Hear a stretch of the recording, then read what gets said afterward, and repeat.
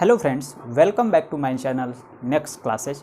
आज हम लोग बेसांतरी चूड़ियाँ यानी कि जो मैकेनिक्स का चैप्टर 6 का ये लास्ट टॉपिक है, आज इसके बारे में हम पढ़ेंगे। इसके बाद मैं क्वेश्चन कराऊंगा, ठीक है। चैप्टर 6 है मैकेनिक्स, ये लास्ट टॉपिक है इसका, ठीक है। और इसके जो पहले वाली जो भी टॉपिक आपने अभी तक नहीं देखी है तो कृपया इस वीडियो के डिस्क्रिप्शन में दी जाएगी उसका लिंक, और वहाँ से आप क्लिक करके देख सकते हैं, ठीक है। तो आज हम क्या पढ़ेंगे, इस बेसांतरी स्क्रू जैक के बारे में पढ़ेंगे। इसे हम हंटर स्क्रू जैक भी कहते हैं। बेसांतरी स्क्रू जैक को इंग्लिश में बोलते हैं डिफरेंशियल स्क्रू जैक, इसे हंटर स्क्रू जैक भी कहते हैं। इसमें जो दो स्क्रू लगा होता है, एक ए और एक बी। बी का व्यास जो होगा ये छोटा वाला है, और ए का स्क्रू जैक का ये जो व्यास है स्क्रू का ये बड़ा है, ठीक है। ये दोनों ए का और बी की चूड़ियाँ एक ही दिशा में होती है, ठीक है। अगर हम ये हत्था है, यहाँ से हम प्रयास लगाएंगे तो ये क्या होगा, ये घूमेगा। जब ये घूमेगा, जब एक ही दिशा में ये दोनों की चूड़ियाँ है, और जब ये घूमेगा तो क्या होगा, ये ऊपर उठेगा, ये स्क्रू ऊपर उठेगा, और बी जो वाला जो होगा ना वो नीचे जाएगा। वो क्या होगा, बी वाला स्क्रू नीचे जाएगा। और इसके अंदर आप देख रहे होंगे कि इसके अंदर जो होगा ना, इस ए वाला स्क्रू के अंदर भी चूड़ियाँ लगी हुई होती हैं, जो बहुत ही ठीक होती है। और इसमें देखिए, इसमें बॉडी है, ये वाली जो है पार्ट बॉडी है। ये हत्था यहाँ पर यूज करेंगे, यहाँ से हम प्रयास लगाएंगे। और इस जो बड़े वाला का स्क्रू का जो आर है वो रेडियस कैपिटल आर है, ये आप समझ गए होंगे, ठीक है। तो ये क्या होगा, अगर इसको हम प्रयास पी लगा कर घुमाएंगे तो ये क्या होगा, ये ऊपर उठेगा स्क्रू, ये ऊपर उठेगा, ए वाला स्क्रू ऊपर उठेगा, जबकि बी वाला स्क्रू जो होगा ये नीचे की तरफ जाएगा। ये आप समझ गए फ्रेंड्स। ये जो बेसांतरी स्क्रू जैक है, डिफरेंशियल स्क्रू जैक है, इसको हम हंटर स्क्रू जैक भी बोलते हैं। इसमें कोई दिक्कत नहीं है, ये बहुत ही सिंपल है, ठीक है ना। ये जो होता है ये भी 4 व्हीलर के या फिर ट्रक के पहियों को निकालने में किया जाता है। उसके अंदर बॉडी पर लगा दिया जाता है और उसको उठा दिया जाता है, तो ट्रक के पहिया वो ऊपर उठ जाता है, तो उसको पहियों को खोल करके नट बोल्ट से वो अपना हो पन्ना से खोल करके निकाल लिया जाता है बाहर, ठीक है। तो इसका हम प्रूव करेंगे, फार्मूला क्या होगा, वेलोसिटी रेशियो यानी कि वेगानुपात प्रूव करेंगे। इसके बाद अगर दक्षता 100% हो इस मशीन की, तो हम उस स्थिति में मैकेनिकल एडवांटेज फाइंड करेंगे, ठीक है। चलिए फ्रेंड्स, इसका हम फार्मूला प्रूव कर लेते हैं, वेगानुपात मैकेनिकल एडवांटेज। तो ठीक है, तो हम इसमें मानेंगे, क्या मानेंगे कि माना, यहाँ पर लिखता हूँ, माना R = हत्थे की लंबाई, ठीक है। R हमने क्या माना, हत्थे की लंबाई माना। यहाँ पे देख रहे होंगे R हत्थे की लंबाई। और यहाँ पर इसके बाद हम एक PA मानेंगे, PA = क्या होगा, स्क्रू A की पिच है, स्क्रू A की पिच की लंबाई,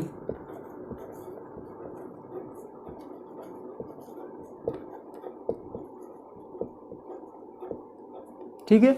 इतना समझ में है। PB,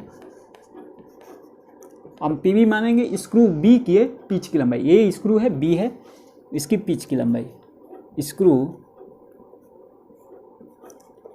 B की पिच की लंबाई,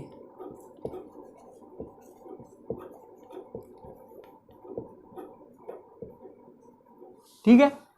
PA हमने देखिए यहाँ पर क्या क्या माना, R हत्थे की लंबाई हमने लिखा है। PA जो स्क्रू A के पिच की लंबाई, इसके पिच की लंबाई हमने मान लिया। और PB जो है स्क्रू B की पिच की लंबाई, इसके पिच की लंबाई हमने मान लिया, ठीक।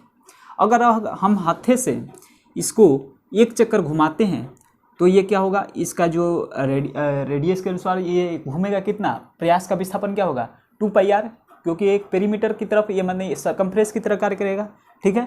ये एक सर्कल एक बनाएगा, प्रयास लगाएंगे घुमाएंगे एक सर्कल बनाएंगे तो 2πr हो जाएगा। और जब 2πr होगा तो हम देख रहे हैं कि ये भी 2πr घूमेगा। जब ये घूमेगा तो एक चूड़ी, ये जो ए जो है, ए का जो है ये एक पिच ऊपर उठेगा।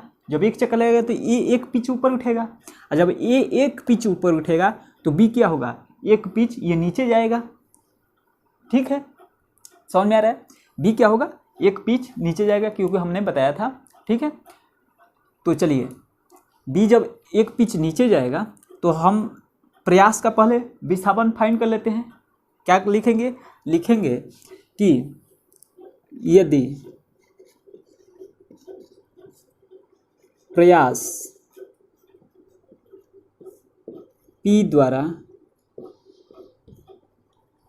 एक चक्कर लगाने पर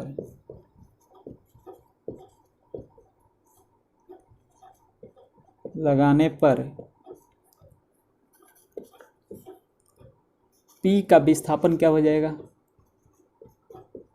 P का विस्थापन या फिर P द्वारा तय की गई दूरी लिख देते हैं। P द्वारा तय दूरी क्या हो जाएगा? 2πr के बराबर दूरी तय करेगा, ठीक है। अब देखिए ये लिख दिया। अब देखिए जब ये 2πr चलेगा तो ये क्या होगा? एक चक्कर यानी कि स्क्रू ए का जो है ये पिच ऊपर उठेगा, ठीक है। जब ये पिच ऊपर उठेगा तो ये जो बी वाला है पीबी पिच ये नीचे की तरफ जाएगा, ये स्क्रू बी वाला, ठीक है। तो हम लिखेंगे यहाँ पे तब, अब लिखेंगे अब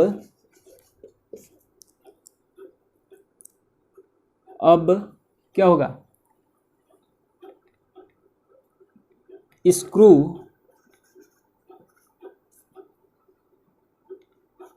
ए पिच पी दूरी ऊपर उठेगा, ठीक है।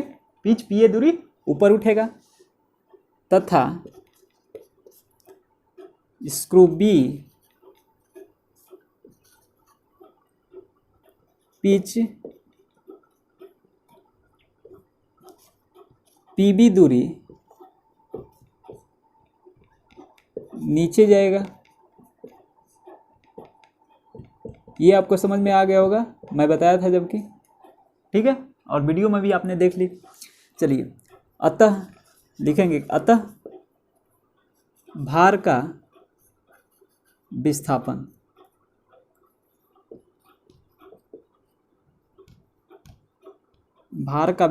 जो होगा जब ये क्या होगा, ये पिच ऊपर उठेगा पी ए पिच और ये पी बी पिच नीचे जाएगा तो भार का विस्थापन होगा P A minus P B. ये थोड़ा सा नीचे आएगा ना, ये तो ऊपर उठेगा तो P A minus P B हो जाएगा।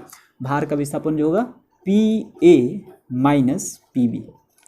अब जब हमें पता हो गया कि प्रयास का विस्थापन और भार का विस्थापन जब हमें पता हो गया तो हम आसानी से फाइंड नहीं कर सकते वेलोसिटी रेशियो। वेलोसिटी रेशियो क्या होता है? प्रयास का विस्थापन अपन में भार का विस्थापन, ठीक है। तो वही हम लिख देंगे अतः वेलोसिटी रेशियो वेगानुपात, ठीक है, हिंदी वालों। वेलोसिटी रेशियो इक्वल टू क्या होगा? प्रयास का विस्थापन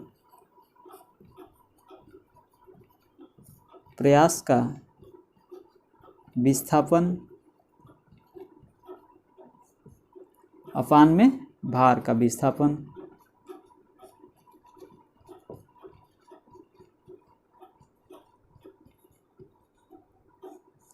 इतना समझ में है? प्रयास का विस्थापन अपान में भार का विस्थापन। तो वेलोसिटी रेशियो क्या हो जाएगा? डायरेक्ट सिंप्लाई वेलोसिटी रेशियो हम यहाँ पर लिखेंगे। तो प्रयास का विस्थापन क्या है? 2πr लिख देते हैं भैया, अपान में भार का विस्थापन जो है क्या है? P A minus P B. P A क्या है? स्क्रू ए के पिच की लंबाई और पी बी जो है स्क्रू बी के पिच की लंबाई। तो P A minus P B. इतना समझ में आया? तो आप इतना नोट कीजिए। इसके बाद हम आदर्श स्थिति में मैकेनिकल एडवांटेज हम प्रूव करके आपको मैं बताऊंगा, ठीक है। तो नोट कीजिए फटाफट जरा।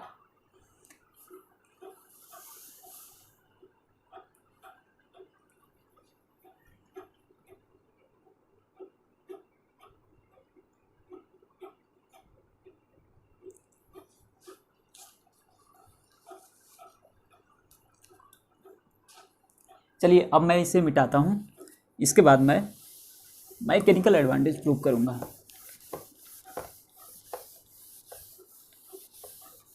ये वेलोसिटी रेशियो हमने रख दिया। तो वेलोसिटी रेशियो जो हम लोगों का निकल गया था VR इक्वल टू 2πr अपान में PA माइनस PB। ठीक है, तो अगर हम देखते हैं यहाँ पे कि अगर दक्षता आदर्श स्थिति में, हम जानते हैं कि आदर्श स्थिति में जो दक्षता होती है वो 100% होती है। आदर्श स्थिति में दक्षता यानी कि दक्षता को किससे इंडिकेट करते हैं? ईटा से। तो ईटा इक्वल टू 100% इक्वल टू हम लिख सकते हैं 1 लिख सकते हैं। इतना समझ में आया? अब देखिए, जब दक्षता 100% है तो हम क्या लिखेंगे कि दक्षता का फार्मूला क्या होता है? आसानी से मैं आपको बताऊंगा। दक्षता का फार्मूला जो होता है मैकेनिकल एडवांटेज अपान में वेलोसिटी रेशियो, यही तो होता है फार्मूला। तो यहाँ पर हम क्या करेंगे, दक्षता 1 रख देंगे, तो 1 रख दो भैया, इक्वल टू मैकेनिकल एडवांटेज हमें फाइंड करना है और वेलोसिटी रेशियो हमारा ये आया है 2πr, यहाँ से रख देंगे 2πr अपान में PA minus PB, PA minus PB। इतना समझ में आया? तो हम क्या लिख सकते हैं, मैकेनिकल एडवांटेज जो होगा आपका, यहाँ पर लिख दे रहा हूँ, मैकेनिकल एडवांटेज जो होगा अपना क्या हो जाएगा, ये हो जाएगा, क्रॉस मल्टीप्लिकेशन कर देते हैं 2πr अपान में PA माइनस PB, यानी कि आदर्श स्थिति में जो मैकेनिकल एडवांटेज होगा वही वेलोसिटी रेशियो भी होगा। इक्वल टू हम लिख सकते हैं वेलोसिटी रेशियो। इतना समझ में नोट कीजिए फटाफट। इसके बाद मैं बहुत सारे क्वेश्चन इस पर कराऊंगा, 2-4 क्वेश्चन मैं आपको करा दूंगा इस चैप्टर से जो इम्पोर्टेंट होगा और उसी पर बेस्ड अधिकतर क्वेश्चन आपके एग्जाम में आएंगे। ठीक है, फटाफट नोट कीजिए।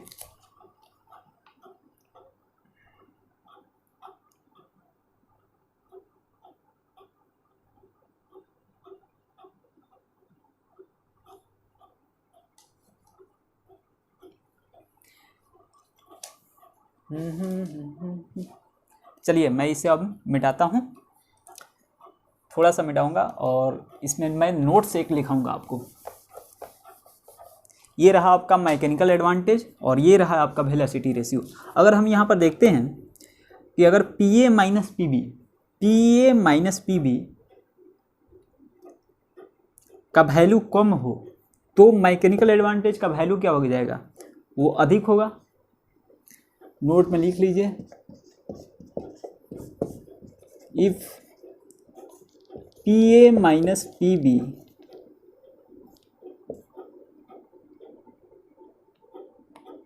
Is less than, is very very less than, ठीक है ना, वेरी वेरी लेस देन, ये कम हो, या फिर लिख देते हैं PA माइनस PB जितना कम होगा,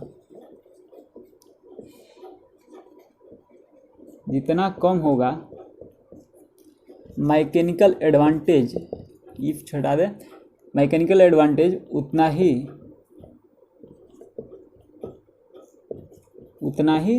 अधिक होगा। समझ में आ गया होगा आपको? चलिए, ये फर्स्ट नोट था आपका। सेकंड नोट जो है, अगर यहाँ पर PA minus PB equal to 0 हो जाए तो हम देख रहे हैं कि मैकेनिकल एडवांटेज का जो वैल्यू हो जाएगा ये कुछ आएगा x/0। मान लीजिए यहाँ पर x है तो x/0 यानी कि इन्फिनिटिव हो गया। तो इन्फिनिटिव का मतलब क्या हुआ, इन्फिनिटिव हो जाएगा तो क्या हो गया यार, इस जो मशीन जो है इसकी उपयोगिता जो होगी वो नष्ट हो जाएगी। ठीक है ना, इस मशीन की उपयोगिता क्या हो जाएगी, नष्ट हो जाएगी। If PA minus PB is equal to 0 then mechanical advantage is equal to infinitive. समझ में आ गया? तो मैकेनिकल एडवांटेज अगर इन्फिनिटिव हो गया, अतः क्या हो जाएगी, इस मशीन की उपयोगिता नष्ट हो जाएगी। अतः मशीन की उपयोगिता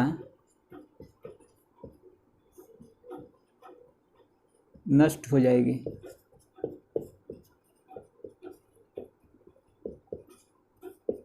आपको समझ में आ गया? ठीक है, तो ये आपका मैकेनिक्स चैप्टर 6 का लास्ट टॉपिक था। एक भी टॉपिक हमने छोड़ा नहीं है, याद रखिएगा, एक भी टॉपिक हमने छोड़ा नहीं है। जितना भी आपका डिप्लोमा में आएगा वो सारे टॉपिक मशीन चैप्टर का हमने पूरा करा दिया है। ठीक है, और अगर आपने मेरी वीडियो नहीं देखी है तो मैं बार बार कर रहा हूँ कि सारी वीडियो मशीन से रिलेटेड सारी वीडियो हमारी देख लीजिए एक बार, और आपको बहुत ही अच्छा लगेगा और आप बहुत ही अच्छे से, जहाँ तक मैं आशा करता हूँ कि आप बहुत ही अच्छे से मशीन चैप्टर का क्वेश्चन सॉल्व कर सकते हैं और बहुत ही अच्छे से समझ सकते हैं, जिस तरह से मैं अपने वीडियो में आपको बताया हूँ। ठीक है, तो आप देखिए, एक बार ज़रूर देखिए। ठीक है, और इसके बाद आप इसे नोट कीजिए और इसके बाद मैं कुछ क्वेश्चन सॉल्व करवा देता हूँ। ठीक है, चलिए फटाफट नोट कीजिए।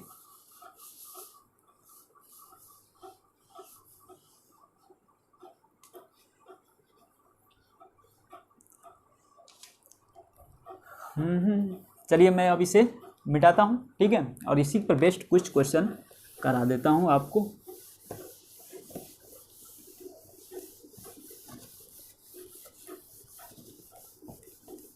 चलिए, आपको स्क्रू जैक से रिलेटेड आपको क्वेश्चन मैं सॉल्व करवाऊंगा। उसमें सरल स्क्रू जैक भी आएगा और ये बेसांतरी स्क्रू जैक भी आएगा, सिंपल स्क्रू जैक और डिफरेंशियल स्क्रू जैक।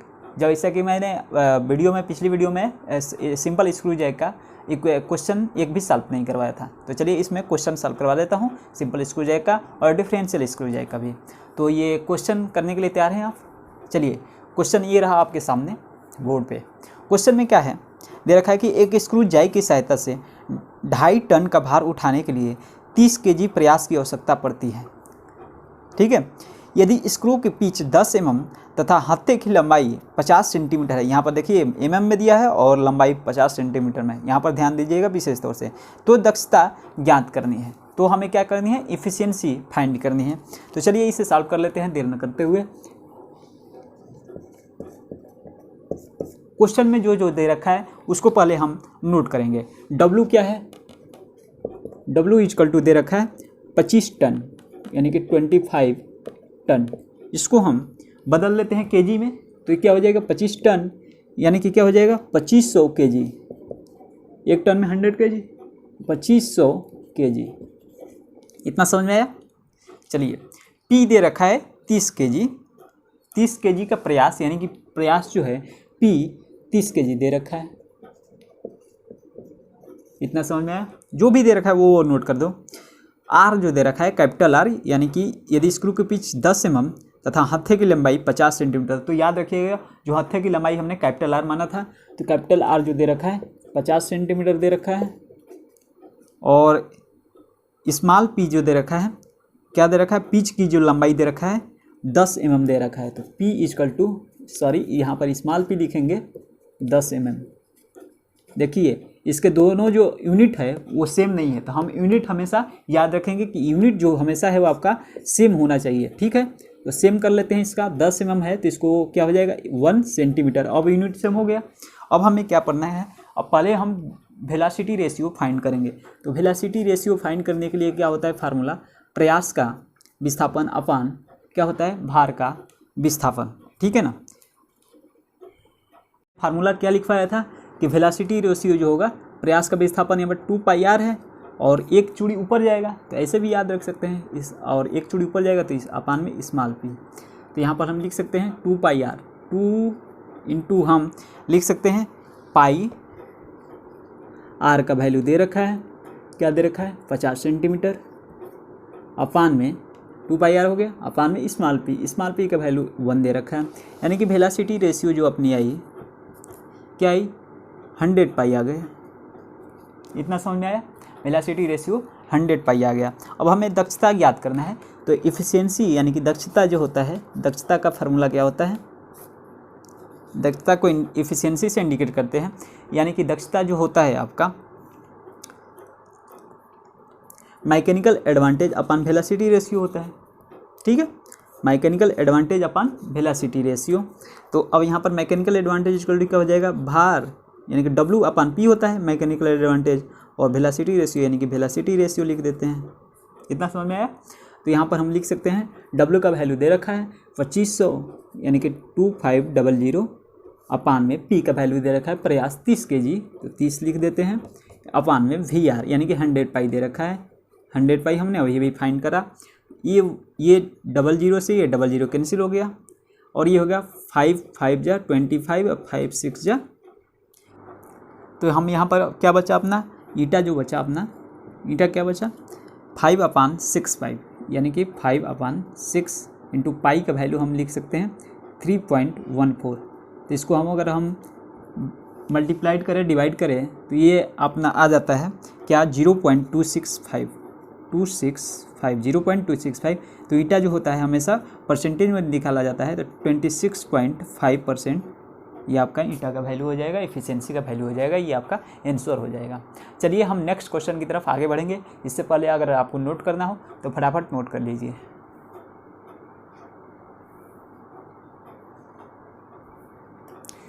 चलिए आप वीडियो पॉज करके नोट कर लीजिएगा, मैं इसे मिटा रहा हूँ अब।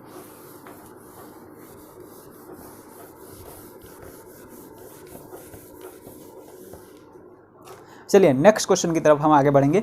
ये क्वेश्चन जो है आपका यूपीबीटीए में आ चुका है, डिप्लोमा में आ चुका है। क्वेश्चन ये रहा आपके बोर्ड पे। क्वेश्चन में क्या दे रखा है, एक स्क्रू जिसका पिच 6 mm है को 1.2 मीटर लंबे लीवर द्वारा चलाया जाता है, वह बल निकालिए जो कि 6000 न्यूटन का भार उठा दे। वह बल ज्ञात करना है जिसको कि 6000 न्यूटन का भार हमें उठा दे। ठीक है, चलिए कोई बात नहीं, तो हम इसको सॉल्व कर लेते हैं।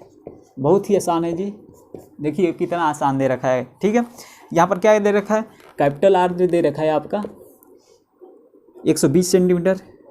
ठीक है, कैपिटल आर जो दे रखा है 1.2 मीटर यानी कि 120 सेंटीमीटर हम लिख सकते हैं, मीटर को सेंटीमीटर में हम चेंज कर लिया। ठीक है ना, 120 सेंटीमीटर। अब देखिए यहाँ पर स्मॉल पी जो दे रखा है, पिच की लंबाई जो दे रखा है स्मॉल पी इजकल टू 0. क्या दे रखा है 0.6 यानी कि 6 mm दे रखा है, तो 0.6 सेंटीमीटर हो जाएगा। आप समझ गए होंगे। ठीक है, चलिए तो और देखते हैं यहाँ पर क्या निकलना है, लीवर द्वारा चलाया वहाँ पे बल निकले जो कि 6000 न्यूटन का भार उठा दे। डब्ल्यू भी दे रखा है यहाँ पे 6000 न्यूटन। फटाफट देखिए करिए। ठीक है, तो हम जानते हैं we know that velocity ratio जो होगा स्क्रू जैक की वेलोसिटी रेशियो क्या होती है, यहाँ पर 2πr/p होती है, तो 2πr/में स्मॉल p होती है। तो हम फटाक से लिखेंगे velocity ratio is equal to क्या होता है 2πr। 2πr का वैल्यू क्या है आपका 120 अपान वेलोसिटी रेशियो, सॉरी पिच की लंबाई है 0.6। ठीक है, तो अगर डेसिमल हटाएंगे तो ये क्या हो जाएगा 10 से मल्टीप्लाई हो जाएगा और ये डेसिमल उड़ जाएगा। ठीक है, तो ये क्या हो जाएगा 6 2 जा 12 यानी कि 20 हो जाएगा ना। तो वेलोसिटी रेशियो आपका आएगा 2π × 20 यानी कि 40 दाम में 400 यानी कि 400 पाई आ जाएगा। इतना समझ में आया। अब हमें क्या फाइंड करना है, बल निकालना है। ठीक है ना, तो बल निकालना है और यहाँ से हम फाइंड कर सकते हैं क्या, अगर हम दक्षता 100% मान लें इस मशीन की, तो हम यहाँ से बल फाइंड कर सकते हैं। अब क्या कर लिखेंगे कि यदि eta equal to 100% equal to 1, then क्या हो जाएगा मैकेनिकल एडवांटेज का जो फार्मूला हो जाएगा, यहाँ पे मैं डायरेक्ट लिख रहा हूँ W/P हो जाएगा। ये आप समझ गए होंगे, W/P हो जाएगा। और जब W/P हो जाएगा तो W का वैल्यू क्या है, W/P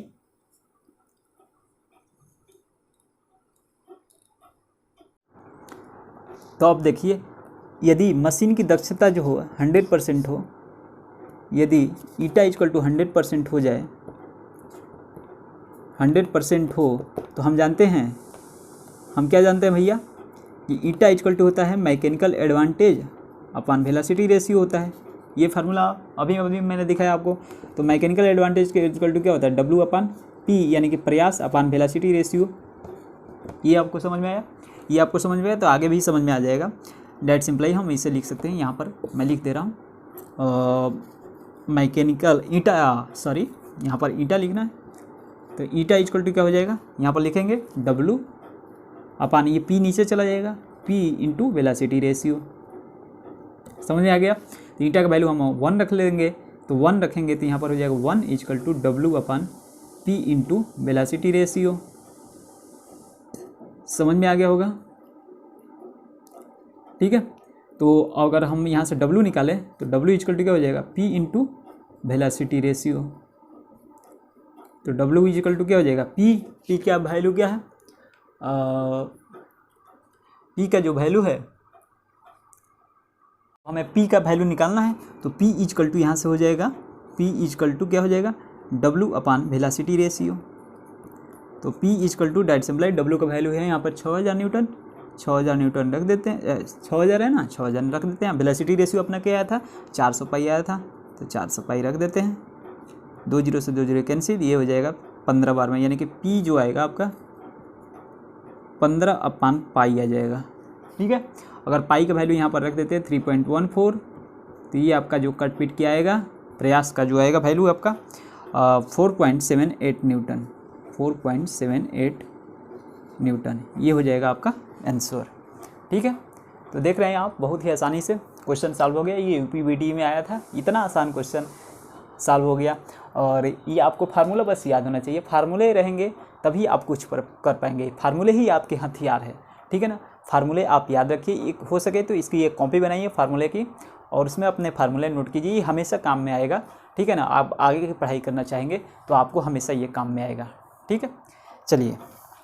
चलिए एक और क्वेश्चन कर लेते हैं, लास्ट क्वेश्चन स्क्रू जाई का ही है, ठीक है। तो इसको उतारना हो तो उतार लीजिए अपने कॉपी पे, और एक लास्ट क्वेश्चन मैं आपको कराऊंगा।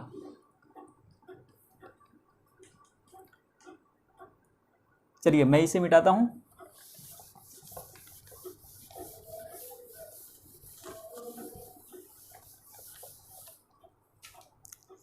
चलिए जो लास्ट क्वेश्चन है इस वीडियो का, ये रहा आपके बोर्ड पे। क्वेश्चन में दे रखा है कि एक स्क्रू जैक का वेगानुपात ज्ञात कीजिए। पहले ही दे रखा है कि वेगानुपात यानी कि वेलोसिटी रेशियो फाइंड कीजिए। यदि पिच 8 mm तथा लीवर की लंबाई 80 सेंटीमीटर है, यदि जैक की यांत्रिक दक्षता 50% हो तो 50 किलोन्यूटन का भार उठाने के लिए कितना आयास आवश्यक है। आयास मतलब प्रयास, प्रयास मतलब इफर्ट, समझ में आया। तो प्रयास निकालना है और इसके बाद वेलोसिटी रेशियो, दो चीज़ें फाइंड करनी है। तो चलिए इसे भी सॉल्व कर लेते हैं। इसमें जो दे रखा है वो पहले फटाफट नोट कर लेंगे हम। क्या नोट करेंगे, यदि पिच की लंबाई यहाँ पर दे रखा है W, पहले लिख लेते हैं। W जो भार दे रखा है आपका 50,000 न्यूटन, यानी कि क्या दे रखा है 50,000 न्यूटन। 50 किलो न्यूटन का मतलब 50,000 न्यूटन, 50,000 न्यूटन, ठीक है। ये आपको पता चल गया कि W जो दे रखा है आपका 50,000 न्यूटन दे रखा है। अब देखिए यहाँ पर पिच हमें फाइंड करना है, ठीक है। यहाँ पर P फाइंड करना है हमें, प्रयास जो होगा वो हमें फाइंड करना है, क्वेश्चन मार्क लगा दिया। इसके बाद हमें ईटा दे रखा है, ईटा इजक्वल टू क्या दे रखा है 50% इजक्वल टू हम लिख सकते हैं 0.5 पर लिख सकते हैं, ठीक है ना, 0.5 लिख सकते हैं। अब हम क्या जानते हैं कि हम जानते हैं कि वेगानुपात का फार्मूला जो होता है, we know that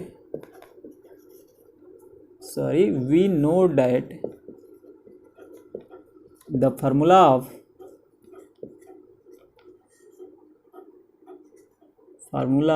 of velocity ratio का फार्मूला क्या होता है 2πr अपान स्मॉल p, पिच की लंबाई, ठीक है। तो क्या होगा, we know that the formula of velocity ratio जो होगा आपका 2πr अपान स्मॉल p, ठीक है।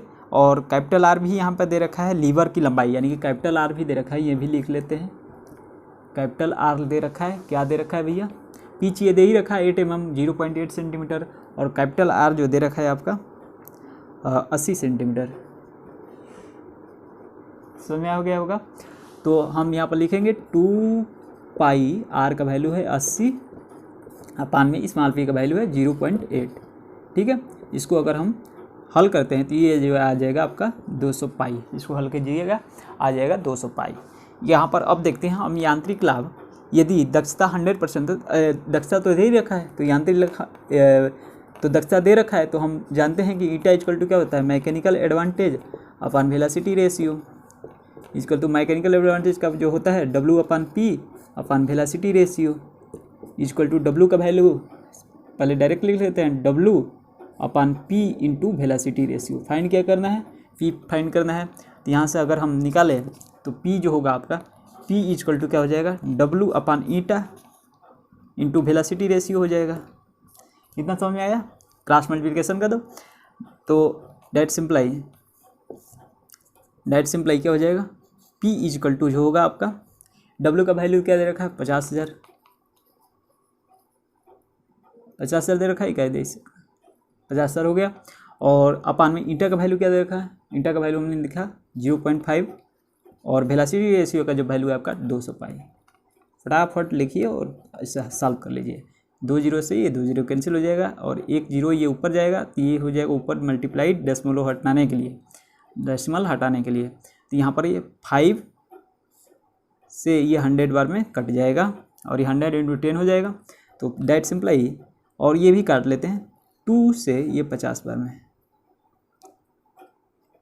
तो P जो होगा आपका 500, यही तो आएगा 500/π। इतना आपको समझ में है। इसको अगर हम आगे में बढ़ाते हैं तो क्या हो जाएगा आपका 500/π, यानी कि पाई का वैल्यू अगर हम रख दें तो 500/3.14। तो अगर इसको डिवाइड करें तो क्या आ जाएगा 159, यानी कि 159 ये प्रयास है, ये न्यूटन में आपका हो जाएगा। ठीक है, तो ये रहा आपका मशीन चैप्टर का ये लास्ट जो मेरा ये लेक्चर है। ठीक है, मशीन चैप्टर का ये लास्ट लेक्चर है और लास्ट टॉपिक था ये। आज मशीन क्लोज्ड हो गया, मशीन चैप्टर। इसके बाद मैं आपको सेंटर ऑफ ग्रेविटी चैप्टर पढ़ाऊंगा। अगर आपको और भी चैप्टर पढ़ने हैं तो कृपया नीचे कमेंट बॉक्स में कमेंट जरूर कीजिए कि हमको सर एक चैप्टर में प्रॉब्लम हो रही है, तो उस चैप्टर से रिलेटेड मैं कुछ वीडियो आपको बना करके, सेपरेट वीडियो बना करके अपलोड करूँगा। ठीक है, और तो चलिए, अभी तक मेरे चैनल को सब्सक्राइब नहीं किया है तो कृपया सब्सक्राइब कर दें, और अगर आपको ये वीडियो पसंद आई हो तो कृपया लाइक ज़रूर करें और अपने फ्रेंडों के साथ शेयर इसे ज़रूर करें। ठीक है, तो मिलते हैं अगले वीडियो में, तब तक के लिए धन्यवाद। जय हिंद।